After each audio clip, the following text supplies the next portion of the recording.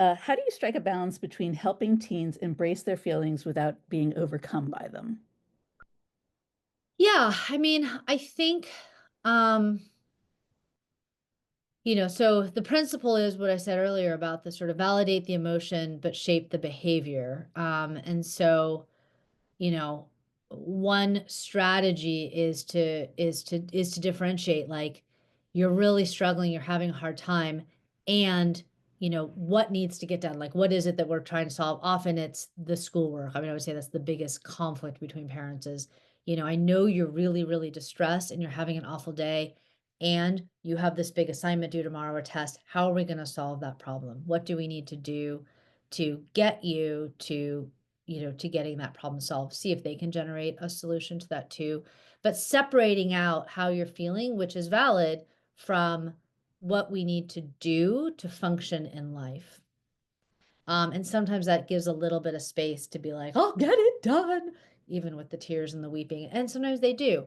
Or, do we need to work on communicating with your teacher around an extension, or what? But what's the behavior we need to do it to solve the item that allows you to experience your emotional experience? So that is a constant balance. And I will also say that, like, when teens can't organize behavior, right? Like when we really are that is one of our indicators that we need to focus on the depression.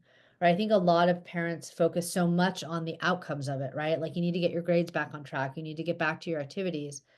But the more and more in which kids can't do those things is more and more our evidence that what we actually just need to focus on is the treatment, right? We need to get your depression solved. Pause school, sports, other things, get you better, and then we'll have to reintegrate.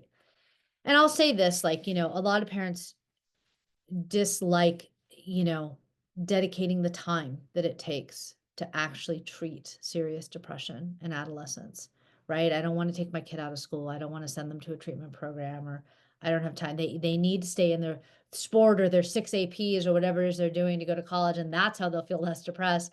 And sometimes we can work through it and stay on track with all those goals. But, like, some kids need the break from all of it to actually just focus on their mental health. And I will tell you, I don't think there's a single one of us over age 40 that knows or cares if someone took an extra 6 months to graduate high school 25 years ago, right? So it feels big now when they're teens, and it will so not feel big later. What will feel big is if they make a suicide attempt, or God forbid they die by suicide. That's what's going to feel big. So sometimes we have to, like, keep our eye on the ball and know the difference there.